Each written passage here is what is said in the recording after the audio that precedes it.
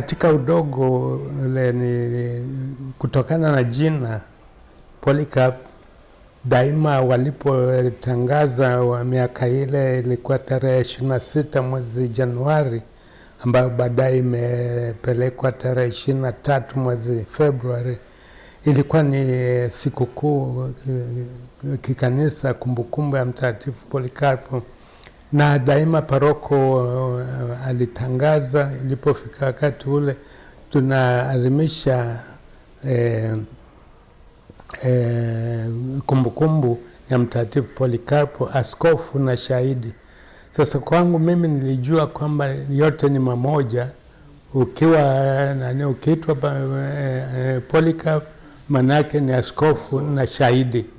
Kumbe ndio kutokana na hiyo tusema ni kama wito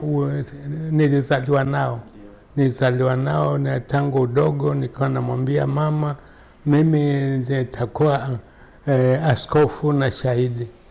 Sasa sikujua maana yake ni nini, lakini nilikuwa naona ni extension tu ya jina, lazima ufikie katika hatua hiyo. Na wakati unamwambia mama hivyo, yeye alikuwa anapokeaje? Kwa sababu nasikia alikwambia haiwezekani. Yeye aliona ni utoto, ni mtoto anajongelea, sema wewe ukitaka kuwa uwezi kuwa askofu kabla hujakuwa padre. Na mimi tunabishana, Polycarp haitwi padre, ni askofu.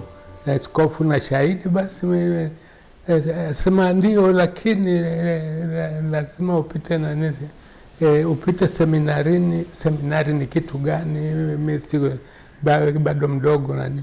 Lakini baadaye nilipoanza kupata fahamu ndio nikaingia katika safari hiyo ya mpaka kufikia upade. Baada ya kujua ni nini maana ya askofu na shahidi, nikasema pana. Kwanza uaskofu wenyewe siwezi. Ni kitu kikubwa. Kama mama alivyokuwa ananiambia wakati ule, anasema maaskofu mbona ni wazungu tu, wewe utakuwaje mweusi utakuwaje askofu? Niwaze kama mdogo, nikasema sasa mimi nimeitwaje Polycarp? Kwani Polycarp alikuwa mzungu, alikuwa nini?